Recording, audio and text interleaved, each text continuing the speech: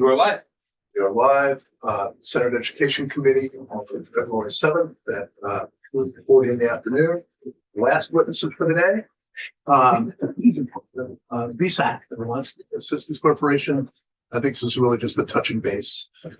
We had Scott Giles, Giles, the president, and Patrick Leduc, yes. Vice President and Chief Operating Officer. So having just done that, we'll end up having you reintroduce yourselves. But anyway, so over here in that chair is Senator Ron Hinsdale. And next to her is Senator Hashim in the back. And then Dave Weeks, Rutland County. Seth Bongrass, Bennington Senate District. There a while I saw you wearing a different hat. Gary Williams, Rutland District. Caesar. Steve Heffernan, as County. Kind of introduce you, but go ahead. Nader Hashim, Wyndham County. Nice to meet you. Nice to meet you. And then fully for the record. My name is Scott Giles. I'm the president and CEO of the Vermont Student Assistance Corporation. Patrick Luke, I'm the Chief Operating Officer of Vermont Student Assistance. So I think we're here just for our annual touching base. Yeah, and what I'm just mindful of the day and the hour. What I thought I would do is just a couple of brief highlights. I can touch on our budget request if you'd like me to do that now, or we can do that at another time. Before we're done, please touch on it. So set us up a little bit and touch on it. That sounds great. So, and then in addition to that, what I'd like to do is kind of touch on a couple of what are either new things or highlight a couple of significant things we've been working on over the course of the last several years. One of which we worked closely with this committee last year on. So for just a kind of the brief reminder, I think all of you know VSAC, but I'm always struck by the fact that people know us based on the program they touched or participated in. We were created back in 1965, so this year is our 60th anniversary as a public nonprofit corporation and instrumentality of the state. And if you were to ask the individuals that were involved in creating us, Governor Hoff and the legislature, what their goal at the time was, it was creating a college access organization, an organization whose focus predominantly was on helping students, first generation and low income students for whom these doors were closed, access traditional higher education. We learned through the years that just making financial resources available didn't open those doors as widely as we would like. So we began participating in two federal programs at the time that allow us to provide career and education counseling to middle school and high school students, as well as a program that is targeted towards adults. And then through the years, in addition to administering the state grant program, we launched a supplemental student loan program, which I can talk about, though it won't be the focus of my testimony today. And partnering, starting really in the 80s, started to expand more of a presence in workforce development, which then during the pandemic, I think really began to take off.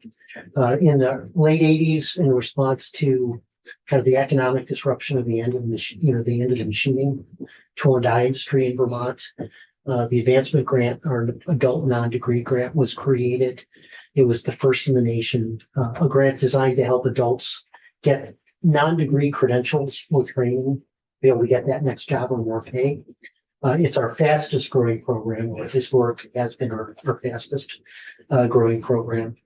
We administer a program called 802 Opportunity that this committee was actively involved in supporting in the past, where any student coming from a family earning $75,000 or less can attend the Community College of Vermont tuition and fee free.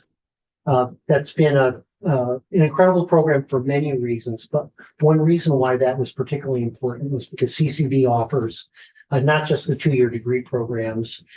They're not just, but they are, UVM's largest source of transfer students. But CCV also is involved in apprenticeships, short-term education and training programs. I share a story that is near and dear to my heart. Oftentimes we had a woman working down in the Brattleboro area She'd been working as a landscaper for much of her career. She was in her early to mid 60s. Back was giving out from that work and not in a position where she would be able to retire. She worked with one of our counselors, was able to take advantage of the advancement grant and discovered an interest in bookkeeping. And when her employer down in that area discovered that, they had an employee who was about to get a bookkeeping certificate, offered a job to her as a bookkeeper, which moved her into a year-round position with benefits, which is something that she'd never had before and something that she can do as long as she wants to. I think that story kind of captures or synthesizes everything that we try and do. We do administer on behalf of kind of private clients. It's about 140 private and some public scholarships for folks using the infrastructure that we have for working with schools. And that can be everything from a local Rotary Club that has raised money and wants somebody to help them with that application process, to the Curtis Fund, which is providing probably a little over $1.5 million worth of scholarships. And then we do administer the state 529 plan, college savings plan, which is one of our, I used to say quiet successes. It's becoming one of our biggest successes over the years. Almost $350 million have been withdrawn from that program over its lifetime to help Vermonters pay for education. And currently there's a little over 700 million that Vermonters have salted away in order to pay for their degrees. I started a 529 program for each one of my grandkids. Did you? So I need to talk to you sometime. Okay. And we've got some exciting news coming up later in the year about that program. What I thought I would do is just kind of highlight a couple of things. So I'm going to jump around if that's okay and jump to, I mentioned 802 Opportunity on page 5. 5 through 7, we've offered some statistics about 802 Opportunity. This was the program. It's now part of our base. I'm highlighting it because the governor has requested an increase in funding for this program that's included within the request, and I just wanted to explain it. This is the program that allows any Vermont family earning $75,000 or less to attend CCV tuition and fee training. Two things I want to highlight about this program. During the pandemic, in a period when community colleges across the country saw almost a 30% reduction in enrollment, CCV saw a very dramatic increase in enrollment. And this was predominantly adults taking advantage of the opportunity to upskill during the pandemic in order to be able to step into new jobs. We share a chart that shows you that the participation is across the entire state and all of the centers. From a student perspective, in addition to being able to obtain education or training that they otherwise wouldn't have been able to access, and from a performance perspective, on page 7, we share some new data that has come from CCV. It's a complicated chart. The summary of it would be to say, this program is having even greater than anticipated impact on student retention and student graduation rates, particularly for students that come from very low income families.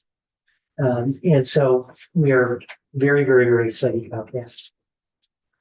Currently, the income cutoff for that program is $75,000.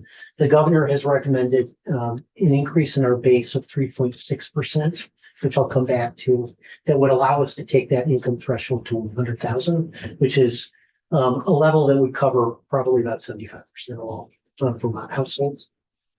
Yes, We authorize those. yes. Jack, there was a constituent who contacted me about a week ago and asked about this program. How come there's an income requirement or an income ceiling or what have you, but not a means test? They're wondering, and this means test was something which we went up and down the flagpole and held the welfare for the past 2 years. Just wonder if you can explain why just income, not a means test. Not a full means test. Well, one of the things to understand about the program is that the reason that we're able to do this for relatively little money, it's a pretty small outlay for 802 Opportunities, is because we are braiding together the grant programs that we use that are means tested. So the core of this program has a means test component to it. The 802 Opportunity piece is really allowing us to provide, let me reverse this and say, our grant program is one of the most means tested grant programs in the country. And as a result of that, what we were seeing was that students coming from families earning a little over $50,000 were not getting any money from the grant program and were unable to afford to access CCV. So this program has allowed us to kind of pick up that group, that kind of missing middle. $75,000 when we did that was roughly the median household income in Vermont. So this was designed to pick up what was really the bottom half of Vermont families. Thank you. Does that? It does. Well, Yeah, and part of what made this doable for us in a different way was we literally braid the means tested grant program into it so that grant money is going to those with the greatest need first. We're really getting this greatest levels of support. Vermont trades on page 8, I wanted to touch on because this is was based on a model that we developed for nursing years ago. We call it a forgivable loan program. The reason that we call it that, from a student perspective, think of it as a scholarship that has a work requirement on the other end of it. This was something that the governor and the Commerce and Economic Development Committees all worked very closely together with support from the Ed Committee, really a response to the critical need within the state for folks in all of the trades, particularly the construction trades, but not only there. This program will pay kind of up to full tuition scholarship in exchange for a commitment to work for a year in Vermont for each year of support that you receive. And it's thus far proven to be a very, very successful program. We're partnering in particular with the building trades and with the tech centers in order to expand that access so that we are doing more to support the workforce shortage that we see in those building and construction trades. On page 9, and stop me with questions on each one, I did want to highlight something. Senator Hashim was actively involved in S191. This committee really was at the center of an effort to make Vermont residents eligible to participate in our core student financial aid programs, regardless of their immigration status. And the way this conversation started was with the way that we were supporting refugees and Afghan parolees that were coming to this country. We required them to be living in Vermont for 12 months before they could be eligible for any of these programs. Senator Hashim brought this to us on behalf of the really the Brattleboro community. We were able to make a change that, at least for this particular community, they would not be ineligible for the grant. So if they did not come here to pursue education in Vermont, they came here to rebuild their lives. So we started with that change. And then the second issue that emerged was that our grant policies did not allow individuals who've been living in Vermont, but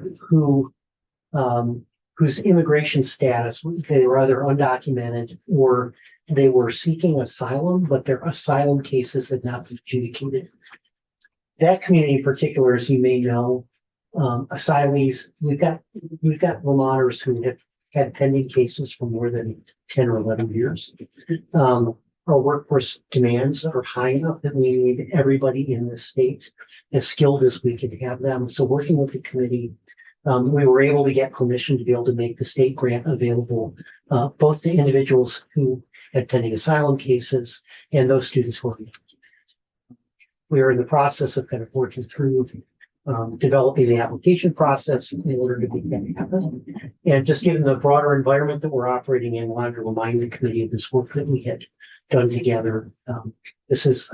We have been working very closely, Patrick in particular has been with the Agency of Education, particularly the office that works with those students who are the migrant farm community. And I'm going to just jump to page 15. Something that the two education committees worked on together was the Vermont Teacher Forgivable Loan Incentive Program.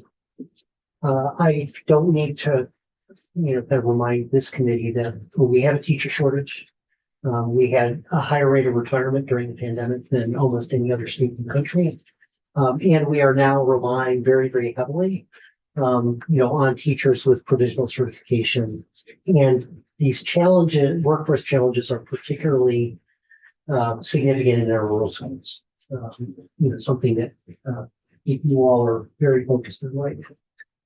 This is modeled after the nursing program and our trades forgivable loan program, where we will offer a scholarship of up to in-state tuition at UVM. That's the maximum for this, in exchange for a commitment to teach in Vermont for a year for each year that you could receive a scholarship.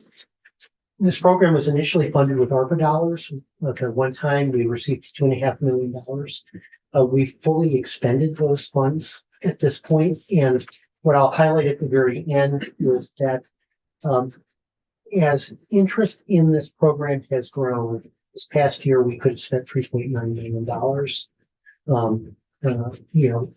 And we left only nearly 200 some future applications from students unreviewed because that money is not available to offer them. We do have a chart that kind of shows which schools, they are attending at this point. I did share with the House Education Committee earlier because they were interested in this, and this goes in part to your question about means testing with some of these programs. One of the things that a program like this is doing is opening the possibility of a career in education to students who otherwise would not consider it because of their concerns about the cost of education, kind of relative to compensation. So even though this program is not means tested and there's not an income threshold for it, 46% of the students that received scholarships this past year were Pell Grant eligible students. The Pell Grant is the low income financial aid grant that the federal government offers. So these are students coming from some of our the families that are struggling the most. And as we talk to them anecdotally, it's life-changing for them to have access to these resources. And their commitment is to give back to our community as educators once they graduate. So we're excited about that. I'm going to highlight one other program that is on page 17, the Vermont Mental Health Professional Forgivable Loan Incentive Programs. It's very similar to the teacher program.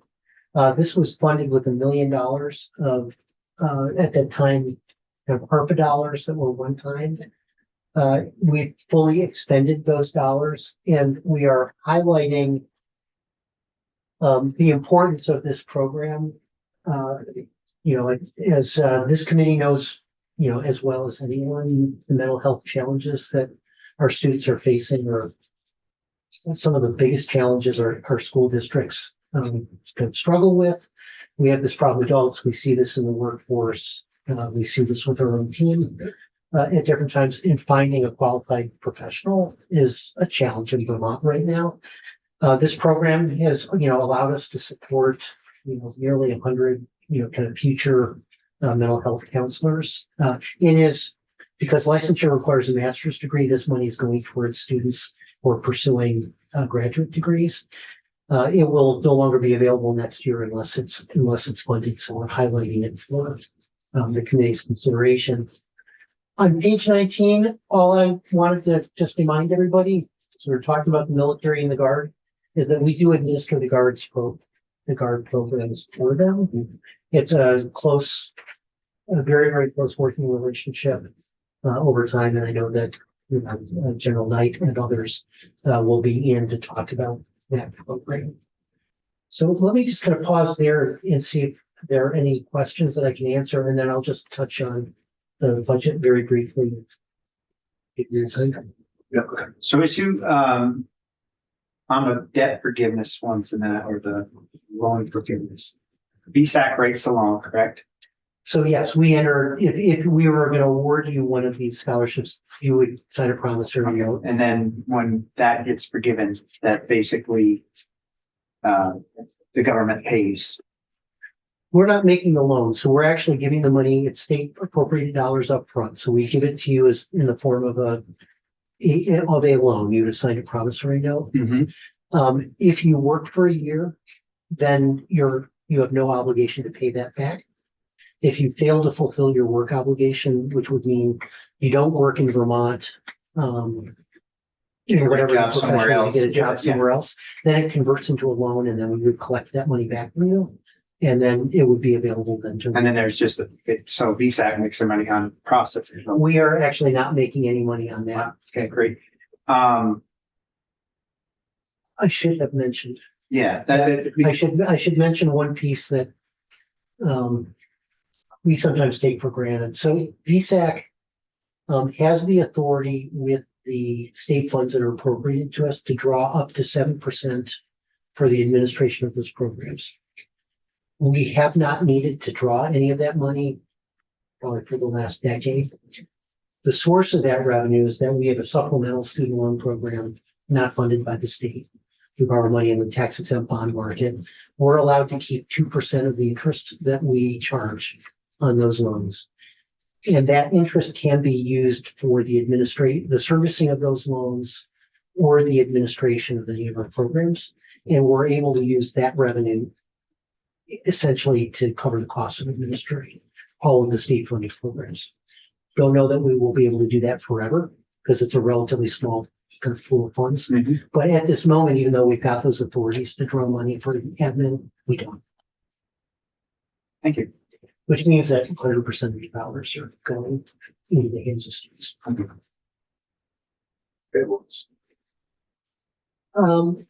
So our budget request, if I can just jump right into that, I mentioned that Governor Scott has recommended a 3.6% increase to our base, which would allow us to increase that income threshold for 802 opportunity at CCV. We have kind of three items that we are also requesting money for. One is the creation of a new scholarship, which we call the Freedom and Unity Scholarship. It's modeled after 802 opportunity, and it would be designed to allow students coming from families earning $75,000 or less to be able to attend Vermont State University tuition fee-free.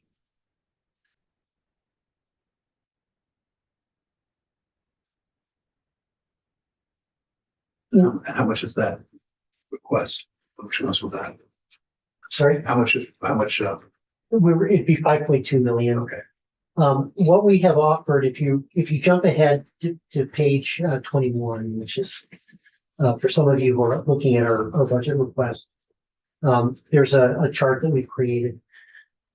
We're anticipating, particularly given the challenges, the state budget challenges that we face this year, we are hoping for the 5.2 million in order to allow us to do the full program. But we wanted to make it clear to the legislature that if fewer dollars are available, we've got ways of structuring this to be able to do a pilot that allows us to demonstrate results for kind of different cohorts. Curiosity question. Page 20. So if we increase that 3% increase would allow income thresholds to increase from 75,000 to 100,000. That's one approach. Another approach could have been you offer more grants or more loans to more individuals. Are those like two? That's a consideration. I'm just wondering if you guys thought through that concept. If you go up to 100,000, you're keeping the same number of potential eligible candidates. We're actually increasing the number of eligible candidates by doing this. So we would be supporting students that we are currently not supporting by increasing the income threshold. Right, but you said you left behind 340 some odd folks that applied but weren't able to get. Oh, these were a different program in the forgivable loan programs. But it's not all mixed into the same 27 million dollars. No. No, that 27 million is our core appropriation for the state grant, the advancement grant, 802 opportunity, and the training program. is the one bucket. Our workforce related programs are different line items within the budget. But not all the same bucket, doesn't all come from the same bucket of money, you know? Take a look. Well, I'll give you an example. Nursing is global commitment. Okay, so the money could not be used for additional nursing candidates. Not from that. I mean, the global commitment dollars can't be used for anything other than the nursing candidates. Because it's got some federal dollars linked? Yeah, those global commitment dollars are partial Medicaid dollars. Okay. So that's for nursing. So there are individual funding streams for some of these. Okay, I was just wondering if there were different levers to pull, instead of going from 75K to 100K, could the money be that Oh, extra 3 points? So the answer to your question is we could distribute that differently within the core grant programs if we were to decide to do that. So the full-time grant, part-time grant, the advancement grants, and trades, we could move money within that base funding. I think is the answer. I think that's the question we're asking.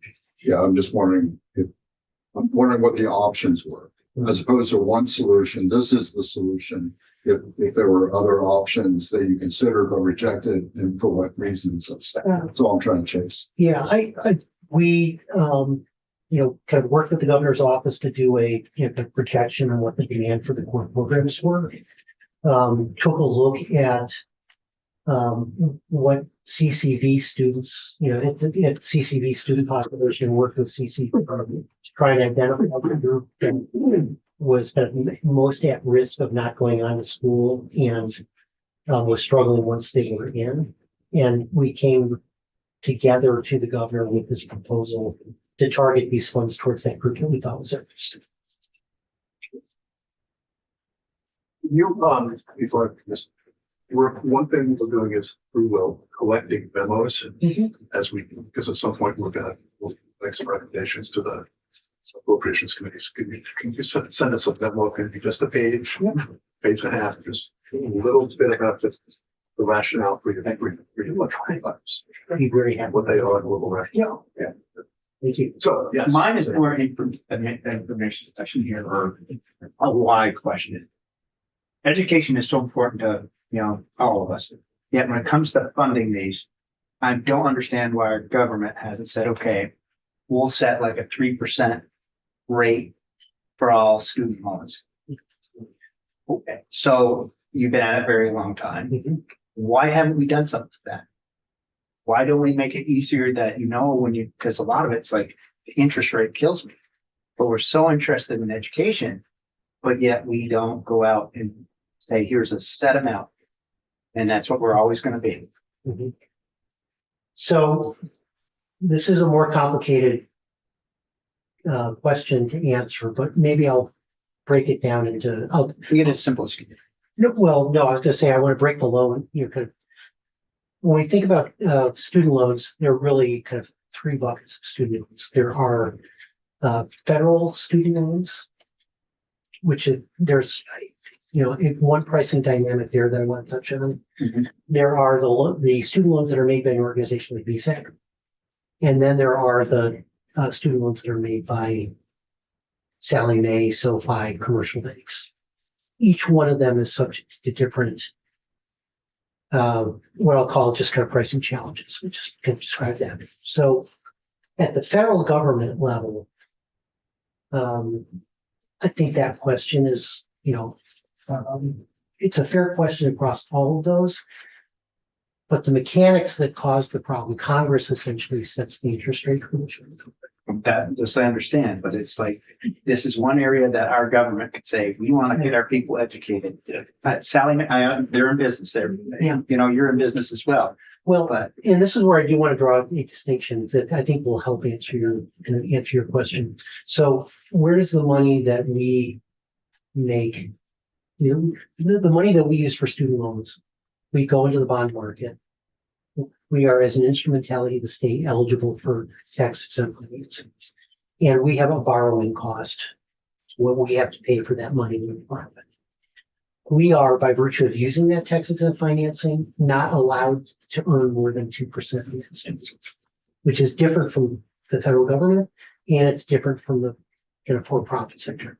If we earn more than the 2%, and there are reasons why that happens, then we, VSAC, have a choice. We can either rebate that 2% to the borrower, or we can send it back to Treasury. Treasury, of course, would prefer that we send it to them. When that happens, we rebate it to borrowers. So we've done almost close to $190 million worth of interest rebates over the life of our loan program. And I do have a chart that I'm trying to think that I put it in this, anticipating that this question might. Maybe I didn't.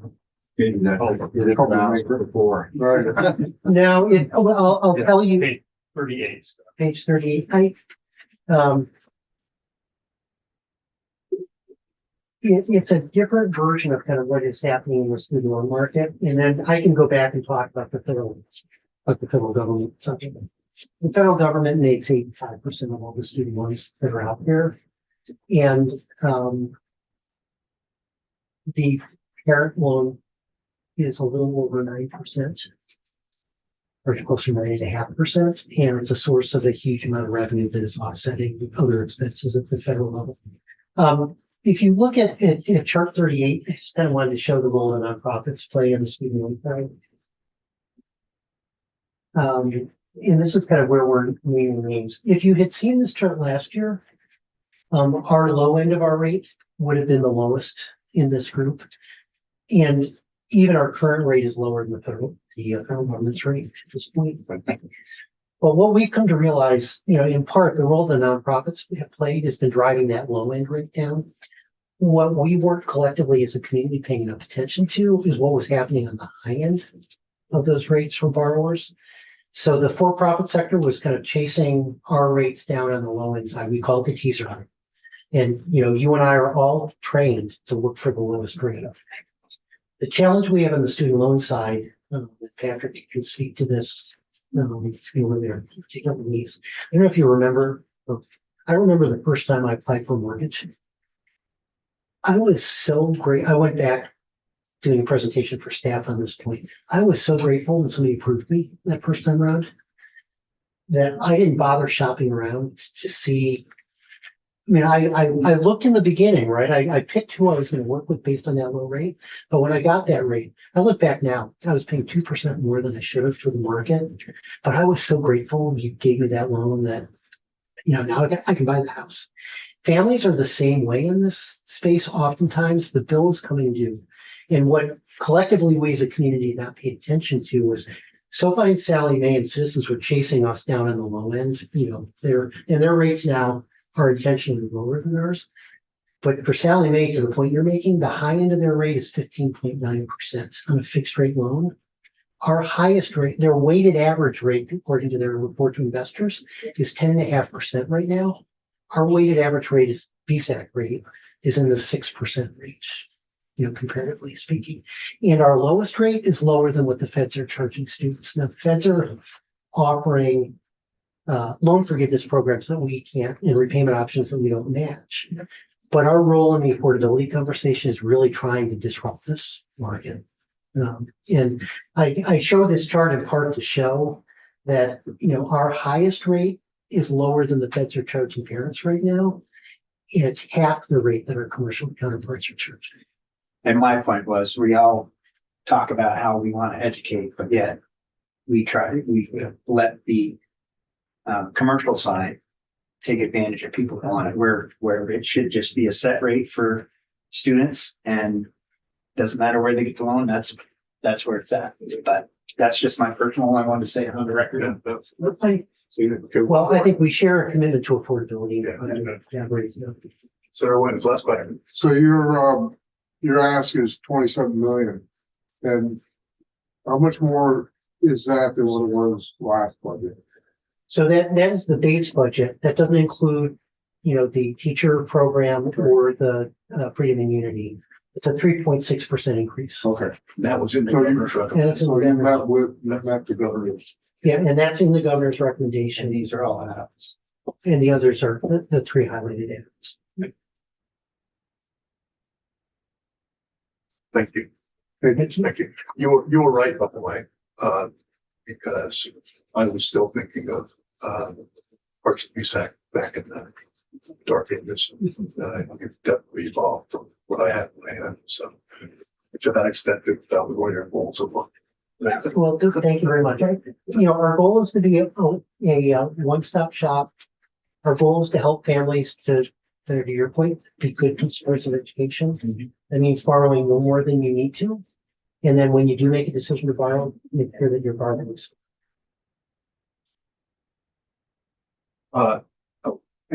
Your criteria to, when you apply for the loan, is it stricter, do you think, than like Sally Mae and one of the other, or do you think they're all equal? No, we are actually using just a credit score based model. We're not doing debt to income. We're not doing other things that they're doing. And the information that we see from investors suggests that their credit pool is maybe better than ours. Why does that matter? Because those high rates are going to those families that are the most vulnerable. Yeah, And the reason that we don't do that is because those high rates go to the Yeah.